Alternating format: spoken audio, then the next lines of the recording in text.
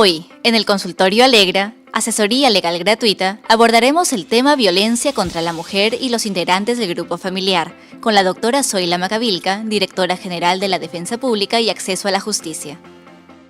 ¿A qué se hace referencia cuando hablamos de la violencia contra las mujeres y los integrantes del grupo familiar? Todos los actos de violencia son acciones o amenazas que pueden causar un daño o sufrimiento a las personas.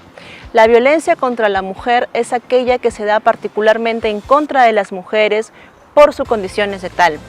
¿Qué significa esto? Que justamente se configura en entornos de violencia de género, en los cuales existen actos de discriminación, de control y subordinación, entre otros, que pueden causar que las mujeres no se desenvuelvan en condiciones iguales a los hombres.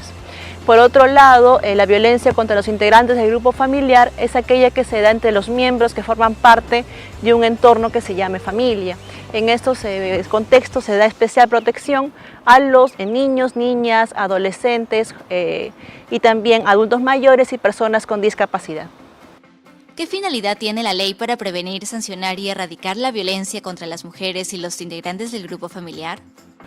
Esta ley tiene tres componentes importantes. El primero de ellos es el de protección a la víctima, que garantiza que justamente cuando ellas quieren denunciar puedan hacerlo sin miedo a represalias. En segundo lugar, tenemos el componente de sanción al agresor. Es importante también que los operadores del sistema de justicia puedan actuar y las personas que cometan violencia obtengan una sanción por sus actos. Y finalmente, el componente de integridad psicológica, ya que se debe garantizar que las víctimas de violencia puedan superar este hecho. ¿Qué tipos de violencia puedo denunciar? Las mujeres y los integrantes del grupo familiar pueden denunciar diversos hechos de violencia. Entre ellos tenemos la violencia física, que es aquella que se produce daños a la salud e integridad de las personas. La violencia psicológica es mayoritariamente cometida a través de hechos verbales que pueden mellar en las emociones de las personas, humillándolas o avergonzándolas. La violencia sexual es aquella que mediante actos de violencia o amenaza impide la libertad, el desarrollo libre de su sexualidad o poder decidir libremente sobre ella.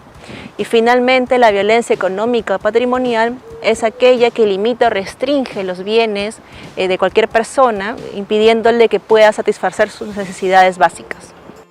¿Quiénes pueden denunciar los hechos de violencia contra las mujeres y los integrantes del grupo familiar?